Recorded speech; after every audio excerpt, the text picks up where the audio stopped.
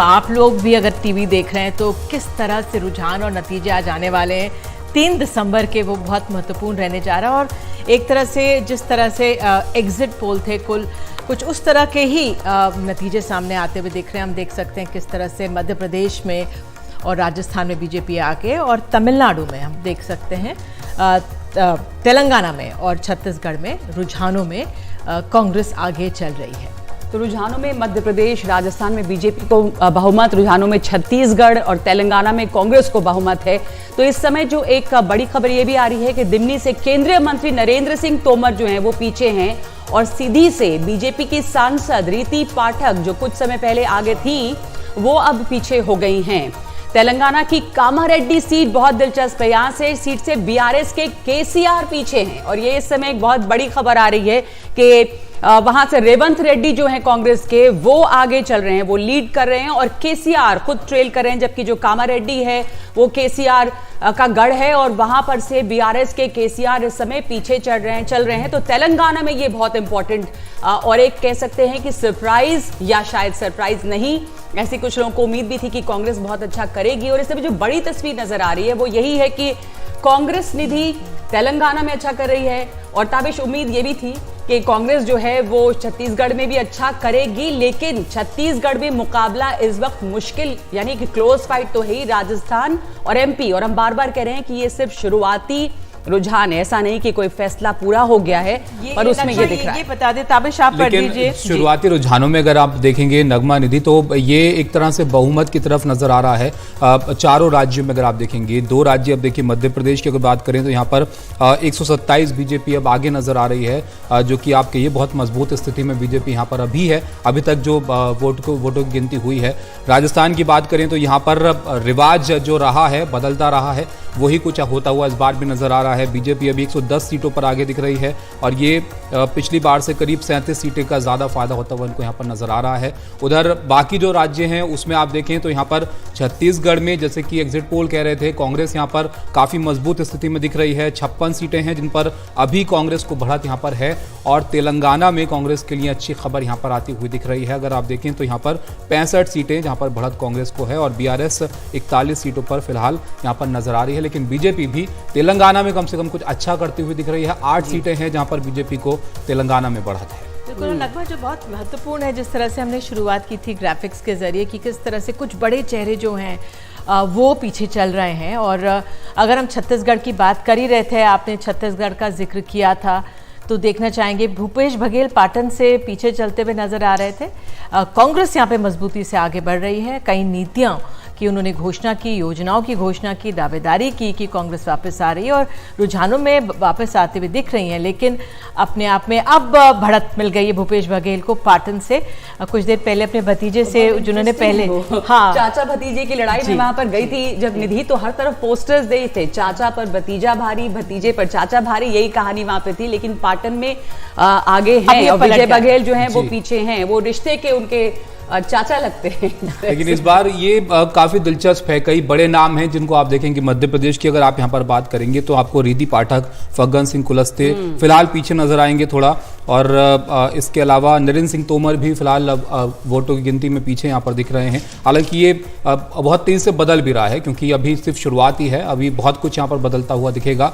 लेकिन ये कुछ बड़े नाम है जिनको आप देख सकते हैं। शिवराज सिंह चौहान, जिनको बिल्कुल अंत की लास्ट सीट में जब लिस्ट आई थी तब इनके नाम का ऐलान हुआ, लेकिन इन्होंने पूरी अपनी ताकत लगाई और इन्होंने तमाम योजनाओं का ऐलान किया, और 180 के करीब इन्होंने रैलियां की। और कई नेता तो हेलीकॉप्टर से जा रहे थे, लेकिन इन्होंने जमीन पर उतरकर रैलियां की हैं। तो इनको तो ताज मिलना चाहिए, अब मिलेगा या नहीं। हमारे साथ खास मेहमान यहाँ पे स्टूडियो में मौजूद हैं, गेस्ट आप मौजूद हैं। अगर मैं आपसे पूछना चाहूँ सर, तो किस तरह से आपको लग रहा है जो मध्य प्रदेश में जो एक तरह से कमाल अगर श्रेय दें तो क्यों ना दें शिवराज सिंह चौहान को, जो उन्होंने कर दिखाया, एक तरह से ये रुझान ही है। हम सुबह से रजत जी और मैं दोनों ये बात कहते आ रहे हैं कि अगर ये बहुमत बहुत ही ज्यादा हो जाए, तो बीजेपी के केंद्र नायक फैसला कर सकते हैं कि हम किसी और को मुख्यमंत्री बनाएं, बट मार्जिन अगर कम हो तो शिवराज सिंह चौहान को बनाना थोड़ा मुझे लगता है अनिवार्य हो जाएगा। सो ये नेचर ऑफ मार्जिन पे डिपेंड करता है कि कौन वहां बीजेपी मुख्यमंत्री बनाएगा। और एक दूसरी छोटी बात जो सभी चर्चा कर रहे हैं, ये बदलाव का रिवाज। रोक रही हूं बीच में, हमारे साथ हर्षा कुमारी सिंह हमारी सहयोगी, उनके साथ गोविंद सिंह डोटासरा हैं। हर्षा के और क्रेज करने की, डिस्टर्ब करने की और पार्टी को नुकसान पहुंचाने की जो मंशा के साथ में उन्होंने जो षड्यंत्र रचा, निश्चित रूप से वो उसमें विफल भी हुए और जनता का भी सहानुभूति हमको मिली और जनता ने कहा कि भाई हमारा ईमानदार नेता है, इसको किस तरीके से आप परेशान कर रहे हो, तो ये फायदा हुआ। जो राजस्थान में काम हुआ 5 साल में जो ऐतिहासिक है, विकास के काम हों, चाहे हमारी फ्लैगशिप योजनाएं हों, चाहे कोरोना काल में काम हो, चाहे हमारा घोषणा पत्र हो, चाहे पहले के घोषणा पत्र के अमल करने की बात हो, उस सब में हम आगे हैं। और भारतीय जनता पार्टी के पास में न तो यहाँ पर कोई चेहरा था, न उनकी कोई नियति थी, न नियत थी। मैं समझता हूँ कि मोदी जी और अमित शाह जी आए, लेकिन वो कोई ऐसा विजन पेश नहीं कर पाए कि राजस्थान में कांग्रेस को वोट क्यों नहीं देना चाहिए और भारतीय जनता पार्टी को वोट क्यों देना चाहिए। अभी जो अर्ली लीड्स आ रहे हैं उसमें करीब 90+ बीजेपी को बता रहे हैं और कभी 60 कांग्रेस का है और निर्दलीय भी है। लेकिन ये कोई बहुत मतलब अर्ली रुझान की बात है। इसमें बहुत 20-20, 25-25 राउंड होते हैं। दूसरी बात, पोस्टल बैलेट पेपर अभी गिनती में हुए ही नहीं है। पोस्टल बैलेट पेपर में आप मान के चलना 70 से 80% जो कांग्रेस को आएंगे, तो जो सीटें 2000-3000 से माइनस चल रही हैं, वो सारी की सारी सीटें कांग्रेस जीतेगी और आप देखना पूर्ण बहुमत के साथ में कांग्रेस सरकार बनाएगी। एक चीज क्वाइट इंटरेस्टिंग है, जो ट्रेंड है यहाँ पर, जैसे प्रताप थोड़ा पीछे चल रहे हैं, वहां पर आर तिवारी आगे चल रहे हैं, तो एक्चुअली कहीं ना कहीं आपको लगता है उथल पुथल होगा? नहीं, आर तिवारी भी जीतेंगे, प्रताप जी भी जीतेंगे, रफीक जी, अमीन जी। हमारी जयपुर में बहुत अच्छी स्थिति रहेगी। सीकर, चूरू, झुंझुनू, ये सब बहुत अच्छा जाने वाला है। तो आप समझिए कि पूरे राजस्थान में एक इतना अच्छी हवा थी कि भाई कांग्रेस ने इतना अच्छा काम किया है, उसके बावजूद हम वोट क्यों नहीं दें। तो जनता ने अपने मन को टटोला और फिर कांग्रेस के पक्ष में मतदान किया है, इसलिए निश्चित रूप से कांग्रेस सरकार बनाएगी। कहीं आप लोग निर्दलीय और इंडिपेंडेंट से भी बात कर रहे हैं? देखिए, पूर्ण बहुमत आ रहा है, लेकिन जो लोग बाकी जीतेंगे, मान लो अदर्स है, तो वो हमारा पिछला जो 5 साल का कार्यकाल हमने सबको साथ लेकर के काम किया है और कोई भेदभाव नहीं रखा है, कांग्रेस का है या बसपा से आया है या इंडिपेंडेंट है या बीटीपी है, तो वो उन लोगों का खुद का ये है कि भाई कांग्रेस जो है वो सबको साथ लेके चलती है और कोई भेदभाव नहीं करती है और विकास अच्छा करती है। तो मैं समझता हूँ कि वो लोग बाग पूर्ण बहुमत के साथ में फिर साथ रहेंगे। तो आप मतलब जो अर्ली लीड्स को नहीं मान रहे सेटबैक? नहीं, ऐसा कुछ भी नहीं है। आप देखना, अभी शुरुआती रुझान है, आप देखना कांग्रेस पूर्ण बहुमत के साथ कांग्रेस सरकार। 12 बजे का इंतजार करते हैं सर, 2 घंटे और रह गए। जी, बिल्कुल। तो गोविंद सिंह डोटासरा वहां पर स्पीकिंग टू एनडीटीवी, उन्होंने clearly not willing to accept that the Congress has suffered a setback. Govind Singh Dotasara नहीं मान रहे हैं कि कांग्रेस को कोई सेटबैक है और 12 बजे तक देखते हैं क्या होता है। लेकिन हमेशा से ही दावा कांग्रेस ये कर रही है कि हम सरकार बनाएंगे। बहुमत भले ही नहीं मान रहे हैं क्लियरली, लेकिन सरकार बनाने का दावा जरूर कर रही है कांग्रेस। तरफ है, उम्मीद इनको है, जाहिर होनी भी चाहिए, हर पार्टी को होती है, लेकिन नगमा लग रहा है कि अब थोड़ा ज्यादा हो रही है उम्मीद, क्योंकि आप फर्क देखेंगे। गोविंद सिंह डोटासरा खुद पीछे चल रहे हैं, वो कह रहे हैं कि भी उनको उम्मीद है। मनीषा जी, जो बड़ी तस्वीर दिख रही है इस समय, आप कांग्रेस राजस्थान में भी मान तो नहीं रही है, ठीक है शुरुआती रुझान है, बट वेलफेयर स्कीम्स अगर काम कर रही हैं जैसा गोविंद सिंह डोटासरा कह रहे हैं, तो दिख तो नहीं रहा रुझान में। नहीं, 2 बातें मैं कहना चाहूंगी। गोविंद जी कांग्रेस पार्टी के बड़े नेता हैं और उन्होंने दावा ठोक के बिल्कुल बाकियों को पीछे किया। वो एक कदावर जाट नेता भी हैं और ये माना जा रहा था कि जाटों की नाराजगी के चलते ये वोट इधर जाएंगे और इन पे भी रेड्स हुए। और जो राजस्थान पब्लिक सर्विस कमीशन में भ्रष्टाचार का मामला था, उसमें इनके परिवार के ऊपर काफ़ी आरोप लगाए गए। तो कहीं ना कहीं डोटासरा जी जो हैं वो घिर के रह गए हैं, अपनी सीट भी इनकी आगे नहीं बढ़ रही है। और जाटों के नेतृत्व की जो बात है उसको अब देखना होगा, क्योंकि भाजपा के पास भी एक बहुत सशक्त जाट नेतृत्व है। सतीश पूनिया जी की सीट है, जिन्होंने कमान संभाली भाजपा की बहुत समय तक, जब तक कि सीपी जोशी जी नहीं आए, और आमेर से वो लड़ रहे हैं और मुझे बताया जा रहा है कि वो आगे चल रहे हैं। तो जातिगत राजनीति में भी कहीं ना कहीं मैं देखूंगी कि भाजपा ने अपनी बढ़त जो है बना के रखी है। जहां तक वेलफेयर स्कीम्स का मामला है, मैं ये कहूंगी, देखिए अब बढ़त बनी, सतीश पूनिया जी की सीट पे आप ले आए, इन्होंने बड़े बखूबी जो लीडरशिप थी राजस्थान में उसको चलाया, और कहा जाता है कि वसुंधरा के से उनकी पटती नहीं थी, लेकिन चुनाव के समय पूर्व संयोजन के साथ दोनों में बनी रही। बहुत ही संयमित बातें, कभी बहुत कटाक्ष नहीं बोलना। तो ये बातें मैं कहूंगी कि जाट नेतृत्व भी भाजपा के साथ जो है वो रहा है राजस्थान में। रजत, मैं आपसे पूछना चाहूंगी, जो बीजेपी की यहाँ पे राजस्थान में नीति थी कि किसी को भी एक डिक्लेयर नहीं करो चेहरा मुख्यमंत्री पद का, और कलेक्टिव लीडरशिप की बात बाद में कही जा रही थी, क्या वो काम में आया? क्योंकि जिस तरह से डोटासरा जी के बारे में तो बात कर चुके हैं, कई आरोप भी लगे, क्या वो युवाओं पर भारी पड़ा? जिस तरह से पेपर लीक की बात थी, क्या वो युवा के जहन में था?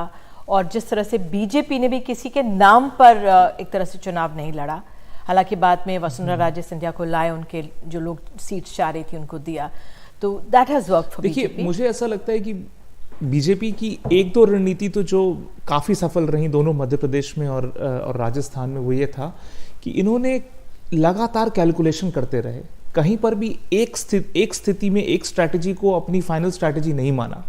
उन्होंने पहले प्रयास किया कि यूनाइटेड फेस संगठन का आगे रखें, मोदी जी का आगे रखें, और जब उनको लगा कि थोड़ी सी सिचुएशन टाइट हो सकती है तो उन्होंने तुरंत सिग्नल्स दिए वसुंधरा जी को भी, और इधर शिवराज जी को भी उन्होंने दिया। और शिवराज जी जो बीच में काफ़ी लोग उनके ऊपर कटाक्ष कर रहे थे कि उनको टिकट नहीं मिल रहा, लेकिन धीरे से बीजेपी ने उनको वापस से लेकर आया, उनको कॉन्फिडेंस दिया कि नहीं, आप हमारे नेतृत्व में सबसे आगे हैं।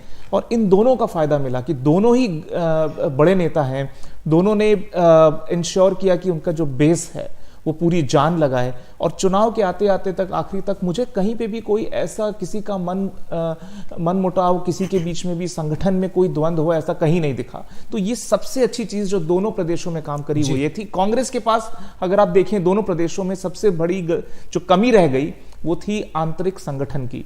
सब चीजें यूनाइटेड नहीं दिख रही थी और वो चीज वोटर भांप रहा था। तो जितनी भी आप वादे कर दीजिए, फ्रीवीज के रेवड़ियां बांटते रहिए, लेकिन जब तक संगठन सशक्त तरीके से नहीं ऑपरेट कर रहा होगा, बाकी सब चीजें धराशायी हो जाती हैं। और मध्य प्रदेश के लिए आप क्या कहेंगे? चलिए, राजस्थान में तो रिवाज रहा है, वहां पर बदलती रही है सत्ता, लेकिन मध्य प्रदेश में जब कैंपेनिंग हो रही थी, आपके चुनाव अपने जोर शोर पर था, तब कोई भी पार्टी इस तरह से आश्वस्त कम से कम नहीं लग रही थी कि हमारी तरफ जनता का जो है रुझान है। अगर आप देखेंगे अभी क्षेत्रवार, तो मध्य प्रदेश में सिर्फ विंध्य प्रदेश है जहां पर कांग्रेस को थोड़ा फायदा दिख रहा है, वरना सभी जगह पर नुकसान में। ये चीज मैंने एनडीटीवी पे बोला था जब कांग्रेस की 3 चरणों में लिस्ट आई थी, आखिरी करीब 30 नाम काफी गलत टिकट अनाउंस किए गए थे, और ये एक माहौल वहां से एक इन्फ्लेक्शन पॉइंट था जहां से चीजें मध्य प्रदेश में बदलना शुरू हुई।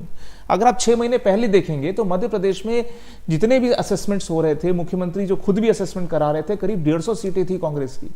तो एक माहौल बन रहा था बदलाव का, प्रचंड बदलाव का मध्य प्रदेश में, लेकिन कांग्रेस को बहुत जल्दी पीक आउट कर गया उनका कैंपेन। सारे जितने प्रोमिसेस थे सब पहले ही बता दिया उन्होंने, जो चेहरे आने थे कैंपेन करने के लिए वो पहले से ही आ रहे थे, तो कुछ भी नवीनता नहीं थी। इधर में उन्होंने क्या किया कि एक टिकट डिस्ट्रीब्यूशन में जो गलती हुई, फिर आपने देखा होगा दिग्विजय जी भी मनाने में लगे, उधर कमलनाथ जी भी मनाने में लगे, लेकिन जो मोमेंटम था कांग्रेस का वो ब्रेक हुआ। उस मोमेंटम को फिर वो रीगेन नहीं कर पाए पूरे कैंपेन में। अब लेकिन ये भी एक है, सॉरी, कि अभी तो ये शुरुआती बात है, क्योंकि कांग्रेस के खेमे में भी जश्न है, वहां भी पोस्टर्स छप चुके, लड्डू मिठाई बटने लग गई, कांग्रेस में एमपी वो ढक लेंगे वो तो तुरंत। और ये इंटरेस्टिंग है, टोंक से कांग्रेस के सचिन पायलट पीछे हैं इस समय। तो अगर हम राजस्थान में एक मिनट पहले गजेंद्र सिंह शेखावत का सुन लेते हैं कि क्या कह रहे हैं राजस्थान में, जो जनता ने हकीकत पर वोट किया। मध्य प्रदेश में भी आगे चल रहे हैं। मध्य प्रदेश में भारतीय जनता पार्टी प्रचंड बहुमत के साथ में 2/3 बहुमत के साथ सरकार में आएगी, ये हमने कहा था, और छत्तीसगढ़ में भी भारतीय जनता पार्टी सरकार बनाएगी, आप देखते रहिए। सर, जिस तरीके से बात करें करप्शन और महिलाओं के खिलाफ जो इस तरीके से लगातार यहाँ पे क्राइम थे, लगता है वो सब जो है जनता, देखिए, राजस्थान की जनता ने ये चुनाव मुखर होकर के कांग्रेस पार्टी को सत्ता से निकाल करके फेंकने के लिए लड़ा था।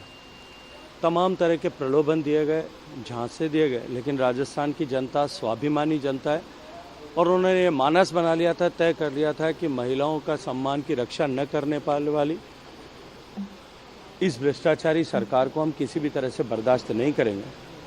तमाम दावे खोखले साबित हुए, तमाम वादे खोखले साबित हुए, और ये आधारविहीन वादों वाली सरकार को जनता ने नकार दिया। लगता है कि गहलोत साहब की जो गारंटियां थी वो तो जनता ने ही फेल कर दिया, अब मुझे क्या लगना है यार।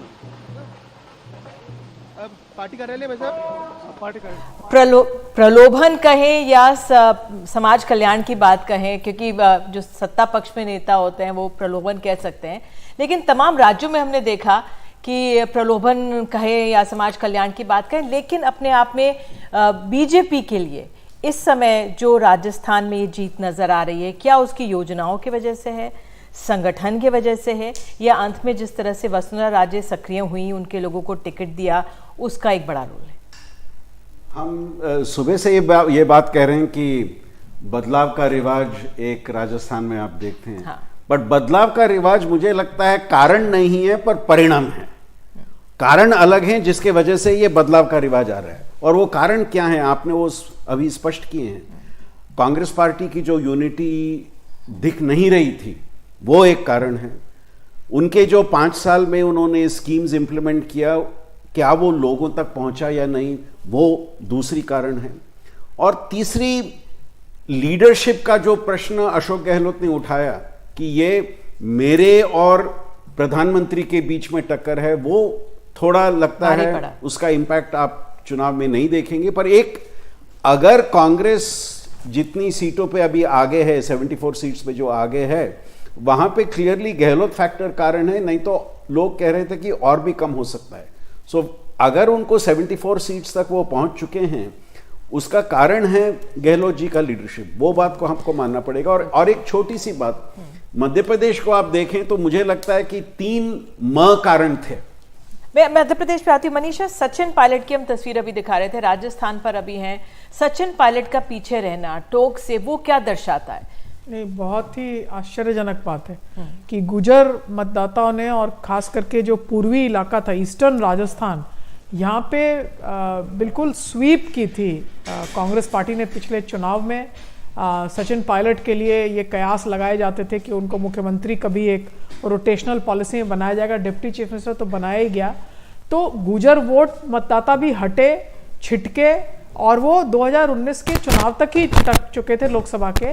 लेकिन सचिन पायलट का पीछे रहना जो है, ये तो बहुत बड़ा आश्चर्य है। ये बहुत बड़ा बहुत बड़ी सरप्राइजिंग बात इस समय सामने आ रही है कि सचिन पायलट जो हैं पूर्व उप मुख्यमंत्री हैं और इस समय वो पीछे चल रहे हैं। एक बात इसमें राजस्थान में ये भी बार बार चर्चा में रही कि क्या ये अंडर करंट रहा, सचिन पायलट बनाम गहलोत, और वो बाद में दोनों साथ साथ दिखाई दिए और सब जगह आए। अंडर करंट तो रहा ही। पिछले बार मुझे याद है कि 200 से ऊपर रैलियां सचिन जी ने, शायद 240 रैलियां खुद की थी। इस बार की संख्या आप उससे देख लीजिए। तो एक तरह से ठीक है, सर्वहारा वर्ग की बात होती है, लेकिन पॉलिटिकल लीडरशिप में जो स्थानीय इलाकों में जो डोमिनेंट कास्ट हैं, उनको यदि आप पूरे तरीके से अपने साथ नहीं लेके चलेंगे तो ये चुनाव आप नहीं जीत सकते हैं। ये स्क्रिप्ट जो है बहुत स्पष्ट है, चाहे वो तेलंगाना है, चाहे कर्नाटक है, चाहे छत्तीसगढ़ है, चाहे मध्य प्रदेश है, और अब ये राजस्थान है। तो एक चेहरा, लेकिन बहुत अनेक आपको लीडरशिप चाहिए। और मध्य प्रदेश में भी कहीं ना कहीं कांग्रेस जो है उसके पास लीडरशिप का गुच्छा जो है, पुष्प गुच्छ नहीं है, वीक है, फीबल है। आप जातिगत जनगणना की बात करते हैं, लेकिन आपके पास जो पूरी मनीषा जी, अभी तो ऑलरेडी वहां पे कांग्रेस के वर्कर्स, हमने कुछ देर पहले सुना कि राहुल जी और प्रियंका जी वहां पर जो आई और उनका मैजिक वहां पर, उनको लग रहा है कि मध्य प्रदेश में वो, ऐसा दोनों पार्टियों को लग रहा है, अच्छा करेंगे, और उन्होंने श्रेय दे दिया है। मैजिक आसमान में होता है, चांद सितारों की चीज होती है। जमीन पे आपको जमीन के बड़े लीडर्स चाहिए, और मध्य प्रदेश में जैसा कि दिख रहा है कांग्रेस की अप्रत्याशित हार हो रही है। इसके बाद भी जो नया सूर्योदय होगा उसमें अभी जो 2 नेता हैं, उसके बाद आप मुझे 10 नेताओं के नाम गिना दीजिए जो आगे कांग्रेस की जो गाड़ी है उसको खींच के। मध्य प्रदेश में ये एंटी इनकम्बेंसी है या कांग्रेस की वीक लीडरशिप? जैसे राजस्थान में अगर गहलोत जी वापस आ सकते थे, फेयरली ठीक ठाक कर रहे हैं, पर एंटी इनकम्बेंसी भी। तस्वीरें 1 मिनट दिखा दें आपको। राजस्थान बीजेपी दफ्तर के बाहर इस समय जश्न है। कुछ सूत्र ये भी बता रहे हैं कि प्रधानमंत्री शायद 6:30 बजे बीजेपी कार्यालय भी पहुंचेंगे और बीजेपी बड़े पैमाने पर अपनी अलग अलग राज्यों में जीत की का जश्न मना रही है। हमारे साथ नए मेहमान जुड़ गए। तस्वीरों को देख के आपकी पहली प्रतिक्रिया? आश्वस्त हैं?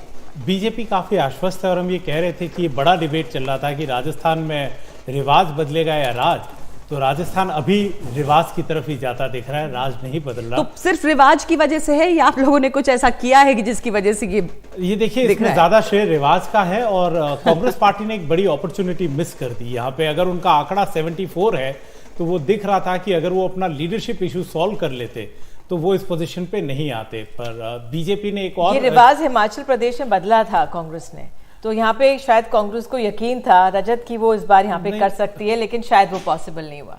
नहीं, जैसा कि बोला कि अगर आंतरिक कलह ही नहीं सुलटा सकते हैं केंद्रीय नेतृत्व, काफी समय तक तो राहुल गांधी जी जाना भी नहीं चाहते थे राजस्थान कैंपेन करने के लिए। ये अनरिटन रूल था और उन्होंने जब ये पहले ही बोल दिया कि राजस्थान में टाइट है मामला, तो जब इतना बड़ा नेता ही अगर कांग्रेस का हाथ खड़े कर रहा है तो मैसेज क्या जाता है जनता में।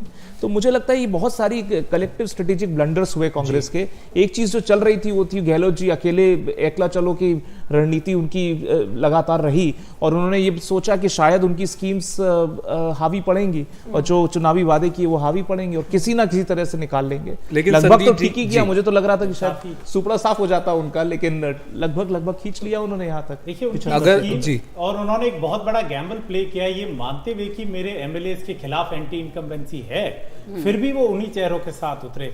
तो एक फैक्टर ये भी है कि अगर वो उस चेहरों में थोड़ा बहुत और बदलाव कर देते तो शायद कुछ स्थिति और सुधरती। पर अभी जिस तरह के रुझान आ रहे हैं और अगर ये मोमेंटम रहा तो बीजेपी क्लियरली निकलते हुए बिल्कुल उन्होंने अपनी जो केंद्रीय टीम थी कैंपेनिंग की उनको वापस भेज दिया। अपना डिजाइन बॉक्स करके कंपनी थी उसी ने सारी कैंपेन की मैसेजिंग की। बहरहाल सीधे हम चलते हैं हैदराबाद, हमारी सहयोगी उमा सुधीर वहां पर मौजूद है। यहाँ पर कांग्रेस रुझानों में बिल्कुल बहुमत बनाती हुई दिख रही है। Uma, over to you. आप कहाँ पर हैं? कांग्रेस दफ्तर के बाहर हैं, वहां पे किस तरह की हलचल? पूरी हलचल है, पूरा सेलिब्रेशन है। ऑलरेडी वो मन बना चुके हैं कि वो ही मेजॉरिटी में आने वाले हैं, उनको ही बहुमत मिलने वाली है, वही सरकार बनाएंगे। और यही वजह है कि यहाँ के जो सपोर्टर्स हैं फूल बरसा रहे हैं, स्वीट्स भी बांट रहे हैं। और इसके अलावा अगर आप देखें तो हर जगह खुशी का माहौल एक तरह से, क्योंकि पहली बार होगा कि बीआरएस की सरकार को डिफीट करके कांग्रेस को मौका शायद मिलेगा अगर यही ट्रेंड कंटिन्यू होता रहा। एक दो तीन बहुत अहम चीजें जो मैं बताना चाहती हूँ आपको कि एक बीजेपी के लिए शायद ये सबसे बड़ा गेन बीजेपी को होगा, क्योंकि सिंगल नंबर से लग रहा है कि वो डबल डिजिट्स में इजीली आ जाएंगे।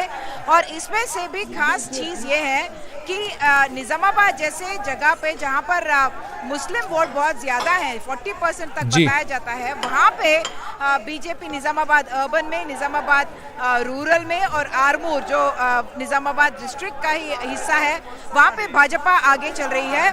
और चारमीनार इलाके में भी बीजेपी आगे चल रही है, जो कि एमआईएम की गढ़ती गोशा महल में भी उसको आगे बताया जा रहा है, जहाँ एक तरह से एक्सपेक्टेड ही था समझिए। लेकिन ये बहुत इंटरेस्टिंग ट्रेंड है कि बीजेपी के आदिलाबाद और निजामाबाद में वो लोग इंक्रीज कर रहे हैं अपना स्कोर, और कांग्रेस के लिए नलगोंडा पूरी तरह से लग रहा है कि नलगोंडा उनके ही हिस्से में जाएगा। नलगोंडा में 12 सीट माने जाते हैं और वो पूरी तरह से लग रहा है कि एक को छोड़कर पूरा ही उनके पास जा रहा है। अब बस एक उमा, एक बात बहुत इंटरेस्टिंग, केसीआर पीछे चल रहे थे, बहुत बड़ा ये अपसेट है। केसीआर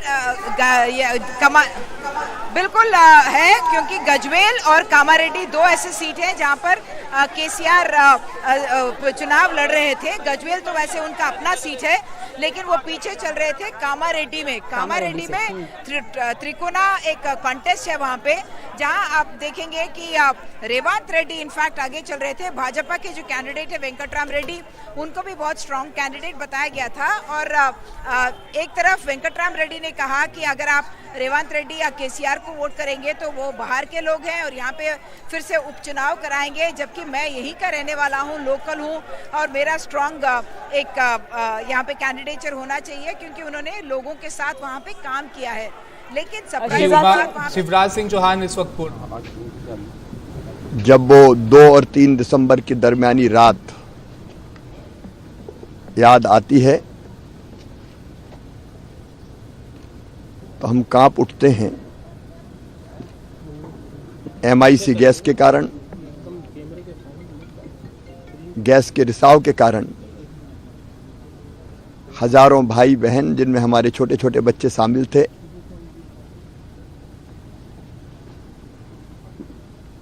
उन्होंने अपनी जिंदगी खो दी, असमय काल के गाल में समा गए। भोपाल का वो दृश्य भूलता नहीं है जब सड़कों पर अपनी जान बचाने अपने बच्चों को लेकर भाई और बहन दौड़ रहे थे और वो भयानक दृश्य ऐसा है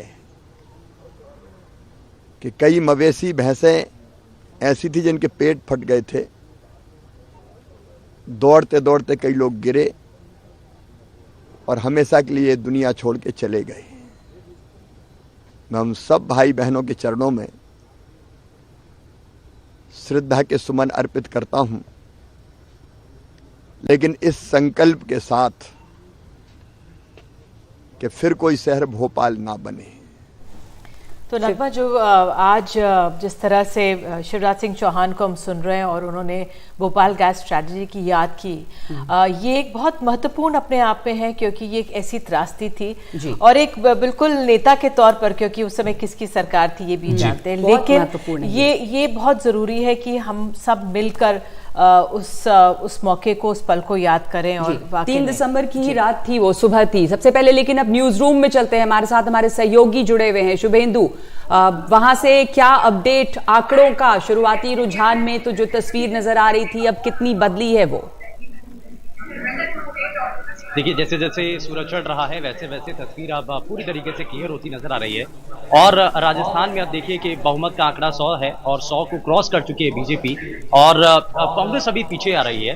अब लेकिन सबसे ज्यादा महत्वपूर्ण क्योंकि हॉट सीट है, जरा सबसे पहले उसके बारे में आपको दिखा देते हैं। ये देखिए, हमने पूरा इसके लिए तैयारी की है और ये आपके सामने पूरी तरीके से तस्वीर है। अब आप देखिए, एक एक करके आपको बताते हैं, क्योंकि अशोक गहलोत जो कि अभी फिलहाल सरदारपुरा सीट से आगे चल रहे हैं, इनकी परंपरागत सीट है और इस सीट से वो आगे चल रहे हैं। दिया कुमारी सांसद जो कि विधानसभा चुनाव में उनको उतारा गया है मैदान के अंदर, विद्यानगर सीट बड़ी सेफ सीट मानी जाती है बीजेपी की, उस सीट से आगे चल रही है।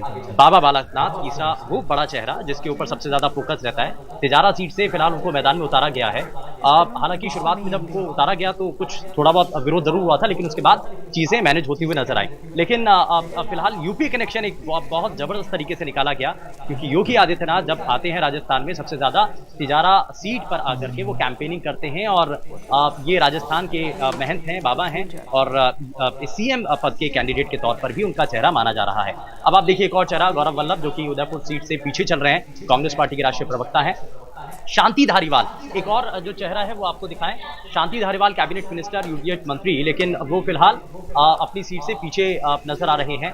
कोटा के अंदर बड़ा उन्होंने डेवलपमेंट करवाया, हालांकि इसको लेकर बड़ी चर्चाएं, लेकिन फिर भी अपनी सीट से वो पीछे चल रहे हैं। लेकिन दूसरी तरफ आपको एक और बड़े चेहरे के बारे में बताते हैं। आरएलपी के कैंडिडेट हैं, सांसद थे, लेकिन विधानसभा चुनाव में मैदान में उतरे हैं, हनुमान बेनीवाल। अब वो फिलहाल अपनी सीट से आगे चल रहे हैं, कीमसर सीट से। गोविंद सिंह डोटासरा, आप देखिए कांग्रेस के प्रदेश अध्यक्ष हैं, लक्ष्मणगढ़ सीट से कांग्रेस प्रत्याशी, लेकिन वो अपनी सीट से पीछे चल रहे हैं।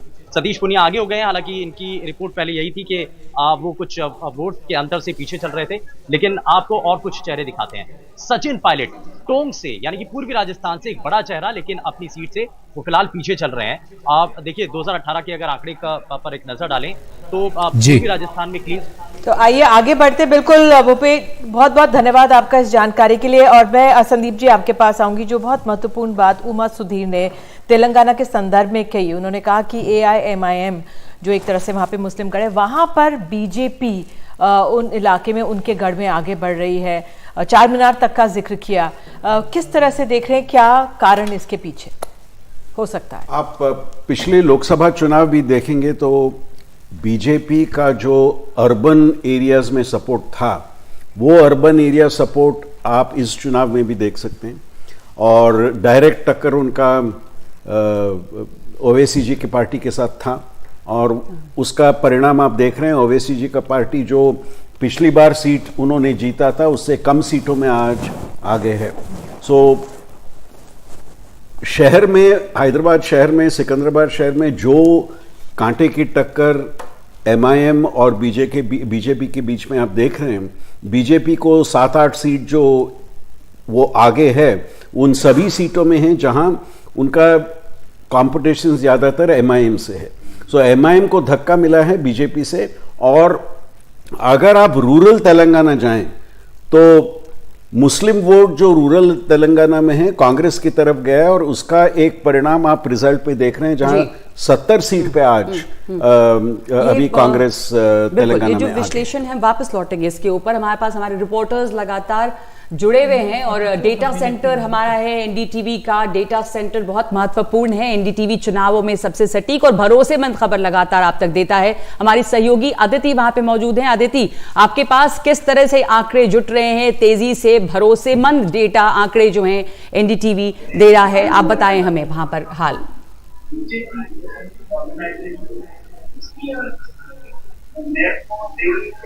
एनडीटीवी का ये डेटा सेंटर है क्योंकि यहाँ पर अलग अलग सोर्सेज से हम डेटा ले रहे हैं और जिस तरह की पट्टियाँ आप देख रहे हैं, आप जो चैनल पर चल रही हैं, वो डेटा अलग अलग जगहों से हम निकाल कर ला रहे हैं। हमारे रिपोर्टर्स जो हैं वो अलग अलग मौक़ों पर अलग अलग राज्यों में मौजूद हैं और जैसा कि हम जानते हैं सत्ता का सेमीफाइनल है। ये जो चुनाव है इनके जो नतीजे बहुत ज़्यादा मायने रखते हैं। तो जिस तरह से डेटा आ रहा है, अश्विन हमारे साथ हमारे सहयोगी बने हुए हैं। अश्विन, किस तरह से यहाँ पर डेटा पहुँच रहा है और उसके बाद आप लोग फीड कर रहे हैं, हमारे दर्शकों को बताएं, क्योंकि एनडीटीवी खास तौर से इस बात के लिए जाना जाता है कि एनडीटीवी पर जो नतीजे होते हैं वो सबसे सटीक होते हैं और एक्यूरेट होते हैं और समय पे आते हैं।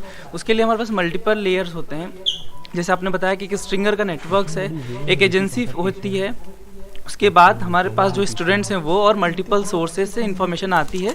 उसको कई लेवल पे हम क्रॉस चेक करते हैं डेटा को।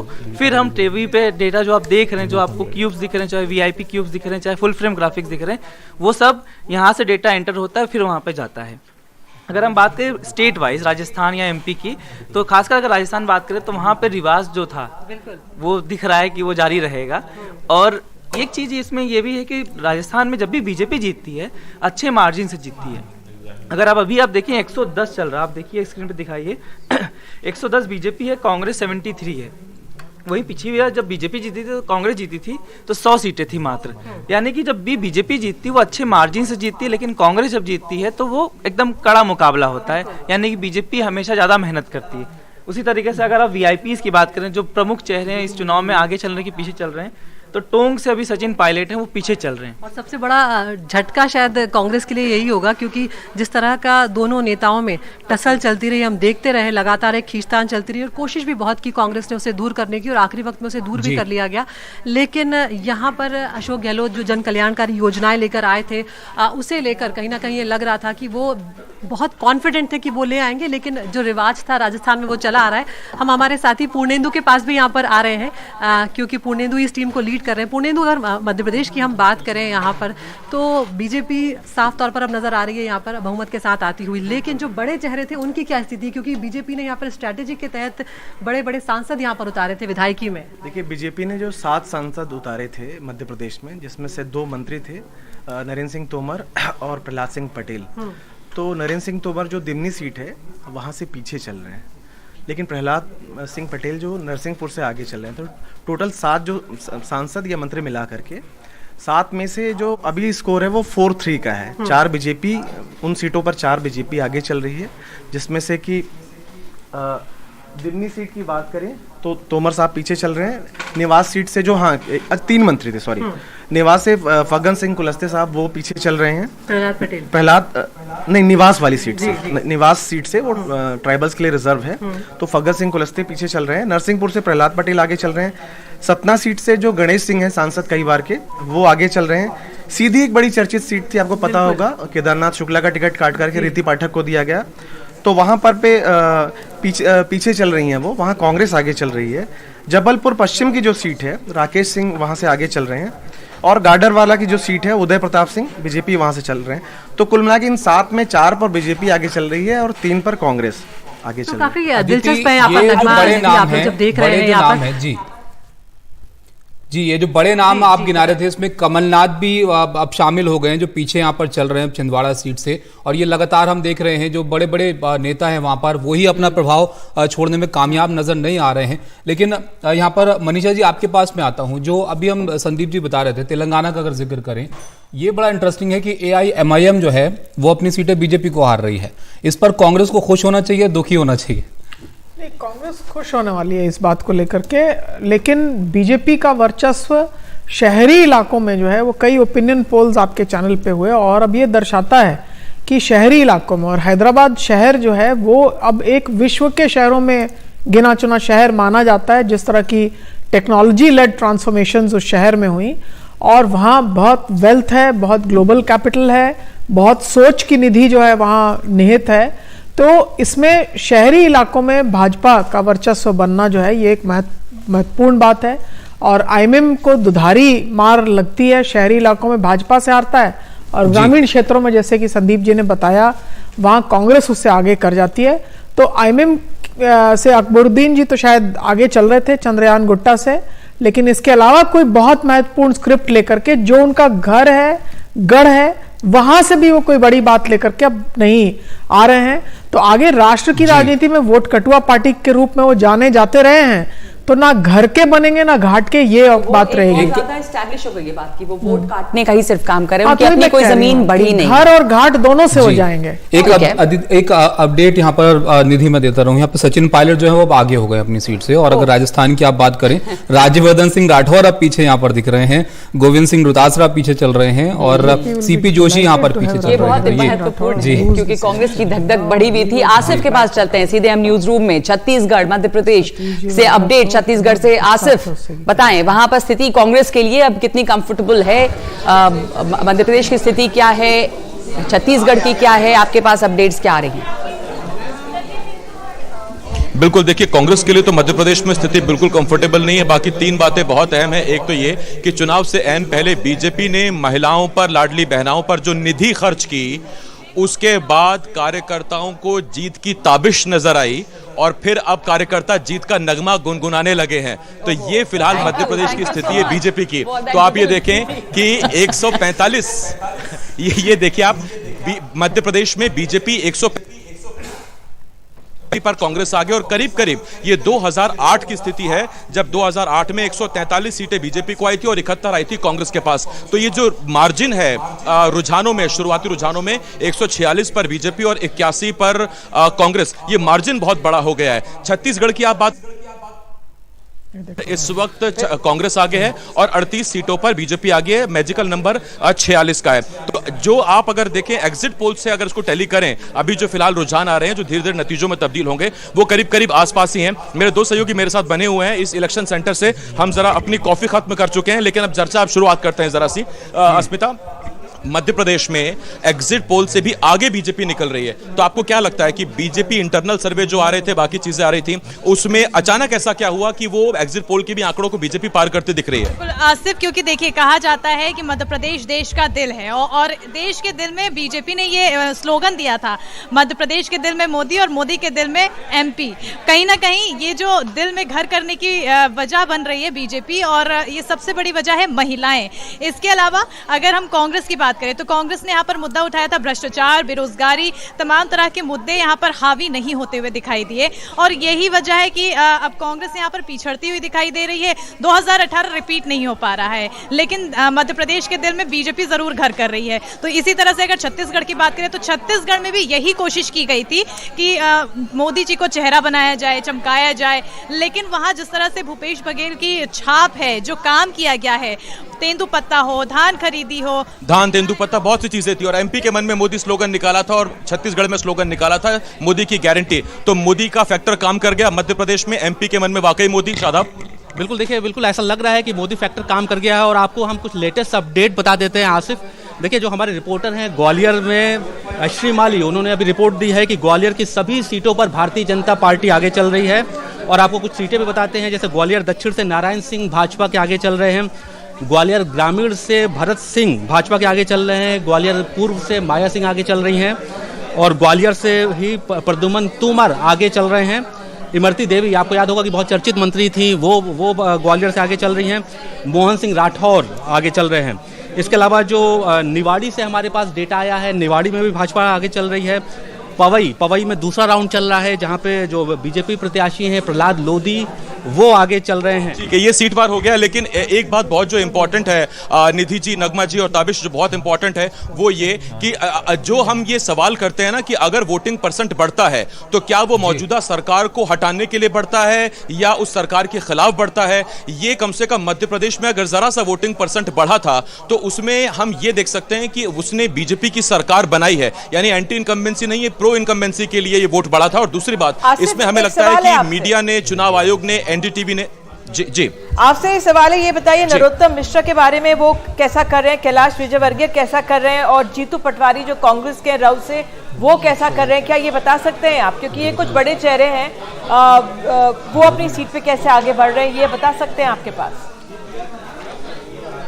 बिल्कुल, मैं आपको बता दूं कि शादाब, मैं आपसे कहूंगा तब तक आप तैयार रखिए। जीतू पटवारी राव, कैलाश विजयवर्गीय इंदौर 1 और तीसरा नाम आपने लिया था नरेंद्र सिंह तोमर दिमनी, तो जरा वो एक बार अपडेट तैयार रखिए। नरोत्तम मिश्रा दतिया, आप उनको तैयार रखिए अपडेट्स के साथ क्या है। लेकिन मैं आपको बता दूं कि अभी तक जो हमारे पास अपडेट आई थी वो ये थी कि राव से जीतू पटवारी आगे चल रहे थे, हालांकि पीछे फिर अभी कुछ दिन पहले भी पीछे चलने लगे कुछ देर पहले। उसके अलावा दिमनी से खबर आई थी कि नरेंद्र सिंह तोमर बहुत नेक टू नेक चल रहे हैं, केंद्रीय मंत्री, केंद्रीय कृषि मंत्री हैं, नेक टू नेक चल रहे हैं। और मध्य प्रदेश इस लिहाज से अहम है क्योंकि इस बार एक बहुत बड़ा प्रयोग किया गया है। 2019 में आपको याद होगा छत्तीसगढ़ में सारे लोकसभा के प्रत्याशी बदल दिए गए थे, लोकसभा सांसद बदल चल रहे हैं। नरेंद्र सिंह तोमर बीजेपी के कैबिनेट मिनिस्टर जो यहाँ से भेजे गए थे चुनाव लड़ने के लिए, वो पीछे चल रहे हैं और कुछ और जो बड़े नाम हैं उनको भी दिखाने की कोशिश करेंगे। द बिग फेस, रीति पाठक भी पीछे हैं अभी और फग्गन सिंह कुलस्ते भी यहाँ पर पीछे ही नजर आ रहे हैं। अजय अर्जुन सिंह भी यहाँ पर पीछे हैं। तो यहाँ पर जी मध्य प्रदेश की बात हो रही है तो अविनाश कल्ला आपसे और आप तमाम लोगों से एक मालवा की बात अगर कर लें। हाँ, मालवा को कहा जाता है मनीषा जी के वो दिल है, जो मालवा जीतेगा, मालवा निमाड़ का एरिया, वो मध्य प्रदेश जीतेगा। पर यहाँ पर इस वक्त ये दिख रहा है साफ कि बीजेपी यहाँ पर 2018 के मुकाबले में काफी गेन किया है बीजेपी ने, और कांग्रेस यहाँ भी पीछे है। तो ये साफ कर रही है स्थिति, और क्या फैक्टर्स इन इलाकों में ज्यादा काम कर रहे हैं। एग्रीकल्चर वहाँ पे काफी अहम है। एक फैक्टर तो ये रहा कि इससे लग रहा था कि ये सारा इलेक्शन मूव होगा, कांग्रेस लगता है कहीं ना कहीं कंप्लेसेंट हो गई थी उस विक्ट्री को लेके कि हम कर जाएंगे, and they peaked a little too early and that gave Shivraj Singh a good chance to come back into all his regions and BJP got the act together. तो मुझे लगता है कि कांग्रेस की मध्य प्रदेश में जो सबसे बड़ी भूल रही वो ये कि वो बहुत कंप्लेसेंट हो गए थे उस चुनाव और आंकड़ों में जाते जाते कि ये दिख रहा है हम आ रहे हैं। ये दिख रहा है कि 20 सीटों की बढ़त है मालवा इलाके में। ये बहुत महत्वपूर्ण बात है। देखिए, 2 महत्वपूर्ण संभाग हैं मध्य प्रदेश के, एक ग्वालियर, चंबल और विंध्य मिला के, जहां 34 + 30 64 सीटें होती हैं। अब मालवा निमाड़ में आप 66 सीटों को लेके चलते हैं। दोनों में किसानी की स्थिति जो है वो दोनों 2 तरह की स्थिति है। इस तरफ बहुत ही पानी की कमी, गरीबस्त इलाके और जातीय श्रेणी में जो हमारे नीचे के वर्ग हैं उनका एक बाहुल्य है अगर आप आए ग्वालियर चंबल संभाग में।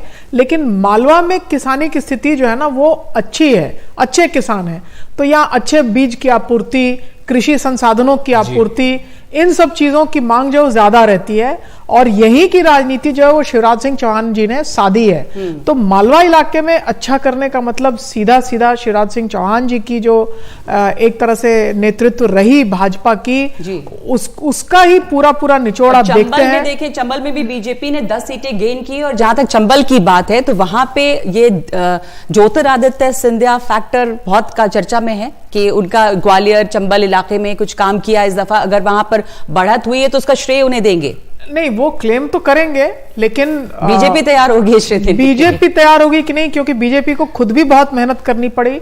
नरेंद्र सिंह तोमर जी की सीट जहां वो पीछे चल रहे हैं, उसमें भी बीजेपी ने अंतिम दिन तक छोड़ा नहीं। उनके खिलाफ 3 तोमर खड़े थे, पंचायत तक बुलाई गई कि भाई सब बैठ जाइए, अब आपके इज्जत का मामला है। तो भाजपा ने कहीं भी कोई लीडर अगर कमजोर भी थे तो वहां बाकी लोगों को लगा के वहां की लड़ाई को तो बिल्कुल लड़ा। लेकिन हाँ, ज्योतिरादित्य सिंधिया इसको क्लेम करेंगे कि देखिए मैंने ये सब कुछ किया। सिंधिया फैक्टर के बारे में मैं 3 फैक्टर ऐड करूंगा जो मुझे लगता है बीजेपी के विक्ट्री के लिए कारण है। जी। मोदी, मामाजी, महिला और बाकी जो इतने बड़े 3 फैक्टरों को आप देखें तो इन 3 फैक्टर्स ने कंट्रीब्यूट किया है जिस नंबर पे आज पार्टी हो रही है। सेंट्रल लीडरशिप का एक कैरिस्मा, मामा जी का एक सपोर्ट जो मिला है, और तीसरी महिला वोट। अगर हम सर्वेज में जो आएगा महिला वोट को देखें, महिला सपोर्ट फॉर बीजेपी स्पष्ट दिखेगा। तो महिला सपोर्ट फॉर बीजेपी और फॉर मामा जी स्पेशली, मामा जी मध्य प्रदेश में तो एक ही, आई मीन इन सेंस वो एक हो जाता है। जो इनिशियल नर्वसनेस थी बीजेपी की कि भाई आप कैबिनेट मंत्रियों को उतार रहे हैं, इतने बड़े बड़े चेहरों को उतार रहे हैं, तो उसको बाद में बीजेपी पार कर गई। तो इसको नर्वसनेस क्यों मानते हैं? हाँ। मैं तो मानती हूँ कि जिन नेताओं को उतारा गया, प्रहलाद सिंह पटेल जी के उतरने के हफ्ते भर बाद रिपोर्ट्स आई कि वो बिल्कुल पैदल घूम रहे हैं उस पूरे इलाके में। फग्गन सिंह कुलस्ते जी अपनी सीट भले ही वो अच्छा नहीं कर रहे हो, लेकिन ट्राइबल सीट्स पे कहा गया कि बीजेपी कमजोर है। फग्गन सिंह कुलस्ते एक बिल्कुल विश्वसनीय छवि थे, उनको उतारा गया। नहीं, तो लेकिन अगर मैम वो बड़े बड़े नाम जो हैं वो अपने ही जगह से अगर पीछे चल रहे हैं यहाँ पर, तो फिर आप सब नहीं चल रहे ना, सब नहीं चल रहे। लेकिन उनको तो ये माना जा रहा था ना, उनका असर तो उनकी सीट के अलावा बाकी भी पीछे चल रहे हैं। फग्गन सिंह कुलस्ते उनके कारण से एक थोड़ा सोशल कोलिशन वहां पर फॉर्म होने की एक मौका हुई। लीडर्स का रोल उनके खुद के सीट पे मत देखिए, केवल उनका जो इन्फ्लुएंस उनके एरिया में था, उनके जो सोशल ग्रुप का उनको सपोर्ट बीजेपी को मिला है, उसकी वजह से उसको हमें ध्यान में भी रखना चाहिए। इसको ऐसे भी मानें क्या कि मुख्यमंत्री के लिए भी कोई दावेदार अब हो सकता है यहाँ पर, या शिवराज सिंह चौहान? अब तो ये तो बढ़ता ही जा रहा है, संख्या 152 तक पहुंच गई है अभी तो। सब कुछ बहुत बढ़ेगी तो शिवराज सिंह चौहान अगर देखिए, ये अब आपको चीज थोड़ा सा एनालिसिस होगी इसकी। मुझे ऐसा लगता है ये कांग्रेस की प्रचंड हार है, ये मतलब छोटी मोटी हार नहीं है, ये मतलब पड़खच्चे उड़ जाने वाली हार है। कमलनाथ जी अपनी क्षेत्र को, जो कि सेंध नहीं सकता था कोई, इतनी बड़ी बड़ी लहरें आई, वो किला ऐसा था जो कभी ध्वस्त नहीं हुआ, आज वो भी। लेकिन अगर रजत आप आंकलन करें तो एक समय ये था मध्य प्रदेश में कि कमलनाथ प्रचार नहीं कर रहे थे और एक तरफ शिवराज सिंह चौहान, नाम भी अनाउंस नहीं उनका हुआ था, और 20-30 रैलियां कर चुके थे। तो जो और शायद मेरे ख्याल से मैं सुनने में आया था कि केंद्र की तरफ से जो कांग्रेस के हेड्स हैं उन्होंने कहा कि भैया उतरिए और प्रचार कीजिए, तो कुछ हेलीकॉप्टर के जरिए प्रचार हुआ। आपकी बात बिल्कुल सही है, लेकिन ये थकी हुई नेतृत्व थी कांग्रेस की। मैं ये हमेशा हैरान रहता हूं, मैं कई जगह में पिछले 2018 में मैंने शिवराज जी का कैंपेन हैंडल किया था, और मैं तब से मैं देख रहा हूं कमलनाथ जी एक सीनियर, काफी मतलब पुराने जमाने के नेता थे। वो आज के युवाओं से कैसे रिलेट कर सकते हैं? मध्य प्रदेश में आप जाइए, उनके नाम पे कहीं कोई रिलेट कर रहे हैं युवाओं से। नहीं, यही चीज आपको शिवराज जी को समझना होगा। शिवराज जी की पूरी राजनीति, जो मुद्दे उठाते हैं, अभी भी आए तो देखिए इन्होंने सबसे पहले आगे जीत की बात नहीं की, भोपाल गैस की। उनका जो कनेक्ट है, जो इमोशनल कनेक्ट है वहां अनपैरेलल्ड है। मैं उस बात पे चर्चा करना चाहूंगी कि 3 तारीख है आज, भोपाल गैस ट्रेजेडी इसी दिन हुई थी इतने साल पहले, अब तक उसको लोकसभा किसी नेता ने नहीं उठाया। शिवराज सिंह चौहान का ये मेंशन करना एक बड़ी बात है अविनाश जी, कि आज याद कर रहे हैं उसको, वो बड़े भावुक हो रहे थे। आज की जीत की बात नहीं की उन्होंने, 3 दिसंबर याद करना जरूरी है। ह्यूमन एंगल भी दिखाता है और दिखाता है कि क्यों वो कनेक्ट करते हैं। और आप मध्य प्रदेश में एक बात और देखिए, मैं रजत की बात पे ऐड करूंगा, ये इलेक्शन दिखाता है कि बीजेपी कितनी स्ट्रांग इलेक्शन फाइटिंग मशीन है। कांग्रेस वेव हो, सपोर्ट हो, सब कुछ हो, सारे आंकड़े उलट जा रहे थे, लेकिन उन्होंने लास्ट तक नहीं छोड़ा। कई कमेंट्री हुई कि एमपीज उतारे, मध्य प्रदेश में उतारे, राजस्थान। शिवराज सिंह चौहान क्या कह रहे हैं? छत्तीसगढ़ 47 श्रीमान नरेंद्र मोदी जी एमपी के मन में है, और मोदी जी के मन में भी एमपी है। उनके प्रति असीम श्रद्धा और अगाध विश्वास है। उन्होंने जो यहाँ सभाएं की, जनता से अपील की, वो जनता के दिल को छू गई, और उसी के कारण ये परिणाम जो अभी रुझान आ रहे हैं, ये प्रमुख कारण है। डबल इंजन की सरकार दिल्ली में प्रधानमंत्री जी के नेतृत्व में केंद्र सरकार ने जो काम किया उसको यहाँ ठीक से हमने इम्प्लीमेंट किया, और जो यहाँ योजनाएं बनी, लाडली लक्ष्मी से लेकर लाडली बहना तक का एक अद्भुत सफर जो मध्य प्रदेश ने तय किया, गरीबों के लिए, किसानों के लिए, भांजे भांजियों के लिए जो काम हुए, वो भी जनता के दिल को छू गए, और एक परिवार मध्य प्रदेश बन गया। अमित शाह जी की अचूक रणनीति, उनका जिस ढंग से यहां साथ मिला, और हमारे राष्ट्रीय अध्यक्ष श्रीमान जेपी नड्डा जी का मार्गदर्शन,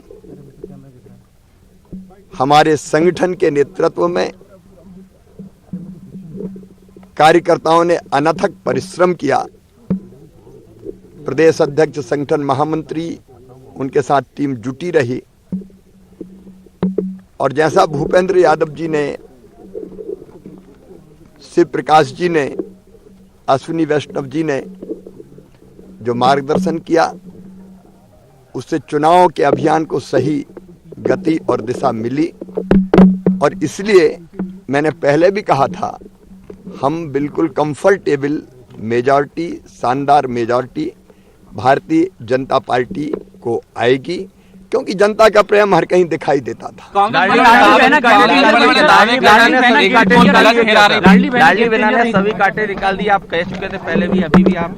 मैंने पहले भी कहा कि केवल लाडली बहना नहीं, लाडली लक्ष्मी, 50% रिजर्वेशन स्थानीय निकाय के चुनाव में, कन्या विवाह, प्रधानमंत्री जी की जो योजना थी प्रधानमंत्री मातृ वंदना योजना, उसका ढंग से क्रियान्वयन, उसका प्रभाव, बेटी बचाओ बेटी पढ़ाओ जैसे अभियान,